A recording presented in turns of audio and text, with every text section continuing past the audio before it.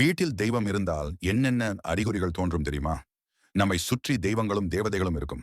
நாம் சொல்லும் வார்த்தைகளுக்கு ததாஸ்து, அதாவது அப்படியே ஆகட்டும் என சொல்லிக் இருக்கும்.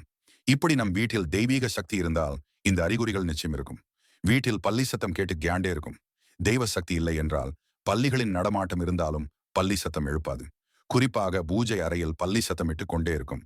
இரவு நேரத்திலும் பல்லியின் சத்தம் கேட்டு கியாண்டே இருக்கும். அதிலும் வெள்ளை நிற பல்லி பூஜை அறையில் இருந்தால் நிச்சயம் வீட்டில் தெய்வம் உள்ளது. வீட்டில் சில சமயங்களில் நறுமண வாசம் வரும். நீங்கள் ஏதும் செய்யாமலே வீட்டில் சாம்பிராணி தூபம் போடும் வாசம், மல்லிகை பூ வாசம், சந்தன வாசம், பன்னீர் வாசம், திருநீர் வாசம், இது போன்ற வாசங்கள் வந்தால் வீட்டில் நிச்சயம் தெய்வ சக்தி இருக்கிறது என்று அர்த்தம். பூஜை அறையில் நீங்கள் ஏற்றி வைத்த தீபம் பிரகாசமாக எரிந்தால் வீட்டில் தெய்வம் உள்ளது. தீபத்தின் சுடர் வெள்ளை நிறத்திலேயா, சுடரை சுற்றி வெண்ணிற படலம் பேயான்று தெரிந்தாலேயா தெய்வ சக்தி உள்ளது என்பதை நீங்கள் உறுதியாக நம்பலாம். வீட்டிற்கு ஏதேனும் ஜீவராசிகள் அடிக்கடி வருவது, அதாவது காகம் போன்ற பறவைகள் அடிக்கடி வீட்டிற்கு வரும். வீட்டில் அடிக்கடி காகம் சத்தமிட்டு கியாண்டே இருந்தால் வீட்டில் தெய்வ சக்தி உள்ளது என அர்த்தம்.